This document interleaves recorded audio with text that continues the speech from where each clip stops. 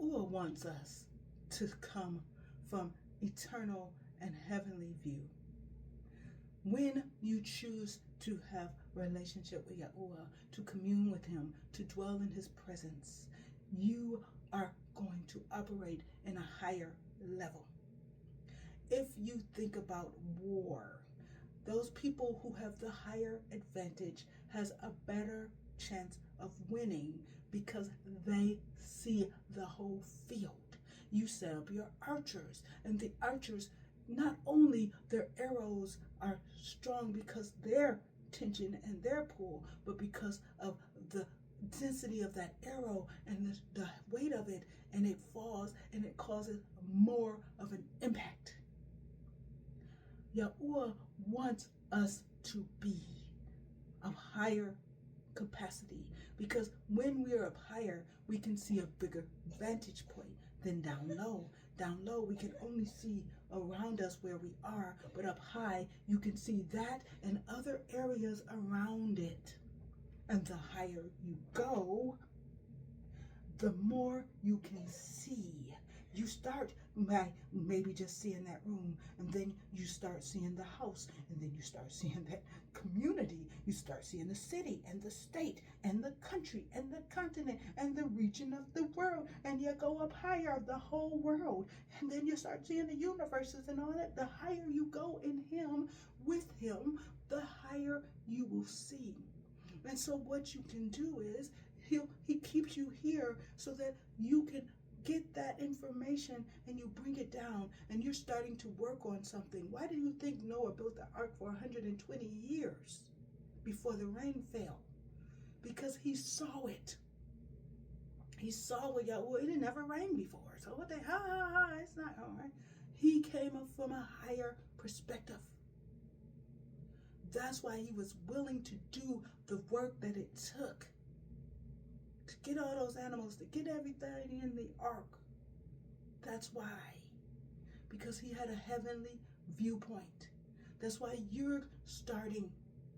And the higher you go, you can start down low and you keep going up and up and up. Even when you're flying a kite, you don't start up in the sky. You start and you only can let out a little bit of the string, because if you let it all out, it's not going to fly very far. You got to give it a little tension, and you got to hold it a little bit and let it start. And then you unravel it a little bit and let it go. Then a little bit more, and then a little bit more, and then until that string is stuck to the thing and you don't have any more string to let it go in. And sometimes when the kite start doing some stuff, or the wind die down, it start then, so you got to give it a little tug, give them that tension so it'll stay up. Yahuah loves each and every one of us, and he's calling us to higher levels in himself. Because he said, if you seek me, you will find me. And let's go to the Bible. 2 Corinthians 4:18. It says, since we consider and look not to the things that are seen, but to the things that are unseen. For the things that are visible are temporal, brief, and fleeting. But the things that are invisible are deathless and everlasting. That is the case. Those things that Yahuah spoke into existence, he said, write the vision, make it plain, that it will come to pass what I said. What does it say? He speaks those things that be not as though they were. It's not because they're not. But in this physical realm, maybe it's not here yet. He told you your family's supposed to be mighty and powerful. And you're looking around like, I don't know about that. Because that's what you see in the natural realm. But in the spiritual realm, they are powerful. And they just need to get it in here. In their mind, will, and emotions, and then get it in their activities and what they do. So if they're from heavenly minded and heavenly perspective, they start to let go of that stuff. Wait a minute. Yeah, I'm powerful, so I need to start getting my butt up. I need to develop the muscle to have the power in this physical realm. Yeah, we're doing like push-ups, or getting us things, practicing. He's saying I'm supposed to be a good heavyweight box. Well, then let's go.